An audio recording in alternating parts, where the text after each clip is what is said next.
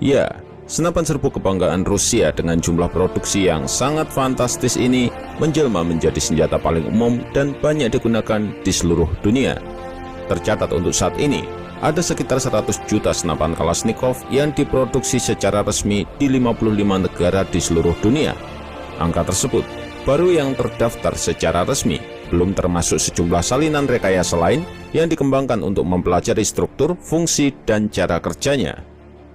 Senjata ini seringkali ditemukan di tangan para gerilyawan di negara-negara berkembang.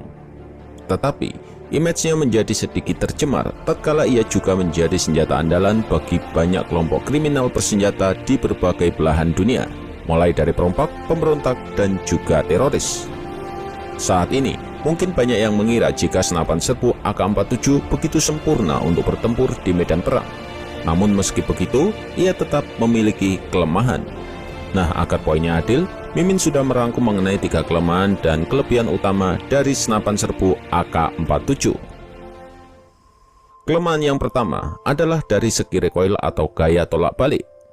AK-47 memiliki hentakan tembakan yang jauh lebih besar jika dibandingkan dengan senapan serbu lainnya, seperti M16 dan HK416. Hal ini sangat dipengaruhi oleh besarnya komponen ball carrier yang menjadi satu dengan piston. Toleransi clearance pada sistem pistonnya juga terbilang besar, sehingga pergerakan mekanismenya kasar dan menimbulkan banyak getaran. Ditambah dengan penggunaan amunisi kaliber 7,62 mm yang terbilang besar jika dibandingkan dengan kebanyakan senapan serbu NATO. Ukuran selongsong amunisi yang cenderung lebih besar, otomatis jumlah bahan peledaknya juga lebih banyak, sehingga hasil ledakan yang ditimbulkan sangat mempengaruhi gaya tolak dari proyektil dan berakibat pada pergerakan mekanismenya yang menimbulkan hentakan yang besar. Jika pengguna tidak dalam posisi yang pas, hentakan yang diterima pada bahu akan sangat susah untuk dikontrol.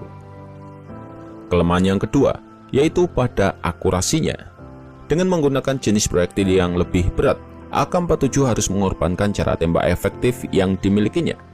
Tingkat akurasinya juga dipengaruhi oleh penggunaan pisir bawaan pabrik yang hanya bisa diatur untuk arah elevasi vertikal atau atas bawah saja, dan tidak bisa di-setel untuk penggunaan elevasi arah horizontal atau kanan-kiri karena bersifat paten.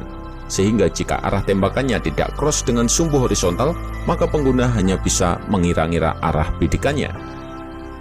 Kelemahan yang ketiga ada pada kustomisasi dan aksesoris tambahan. Bagi seorang penembak profesional, mengatur atau men-setting senjata merupakan suatu aspek yang sangat penting untuk memaksimalkan fungsi dari sebuah senjata, karena setiap orang mempunyai teknik dan kebiasaan masing-masing sesuai dengan gaya menembak mereka.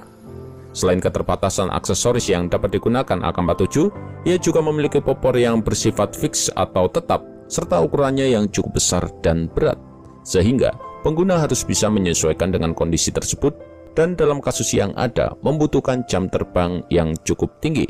Aksesoris yang sangat minim juga sangat mempengaruhi kenyamanan penembak dalam menggunakannya. Kemudian masuk ke 3 poin utama untuk kelebihannya. Kelebihan yang pertama adalah pada harganya yang murah. Tak dipungkiri, banyak senjata yang lebih baik di luar sana, namun satu kekurangan mereka, ya, harga per unitnya sangat mahal. Misalnya M16 yang harga per pucuknya bisa mencapai 2.500 US dollar. Lalu bagaimana dengan AK-47? Sebenarnya versi asli dari AK juga dibanderol dengan harga yang relatif sama dengan M16.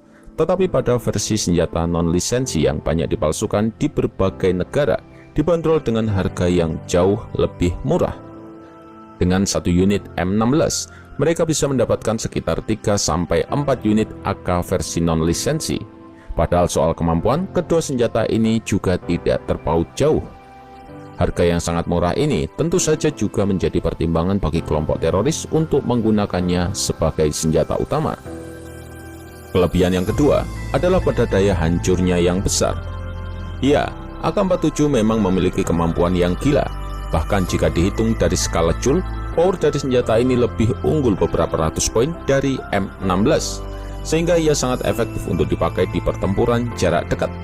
Ketika pengguna bisa memperhitungkan jarak dan muntahan dari proyektilnya, ia akan mampu menewaskan 2-3 orang dalam sekali tembak.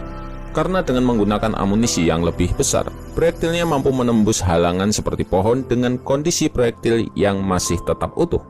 Hal ini sedikit berbeda dengan amunisi saingannya yaitu M16, di mana proyektilnya kemungkinan besar akan hancur saat mengenai target pertama. Kelebihan yang ketiga, yaitu pada durability atau tingkat ketahanannya yang luar biasa. Memang harus diakui, senjata ini bisa bertahan dalam kondisi apapun, baik itu lembab, kering, salju, dan sebagainya. Tak hanya itu saja, kemampuannya seakan tak terbatas. Misalnya saja saat ia ditembakkan di dalam air. Jika senjata lain biasanya akan mengalami pengurangan laju proyektil atau muzzle velocity, namun ini akan sangat minim terjadi dengan AK-47, sehingga ia tetap stabil meskipun dipakai di dalam air. Bahkan setelah terendam di dalam lumpur pun, tak akan menghalangi senjata ini untuk menembakkan pelurunya. Nah, itulah tadi 3 kelemahan dan kelebihan utama dari senjata legendaris AK-47 berdasarkan data yang ada.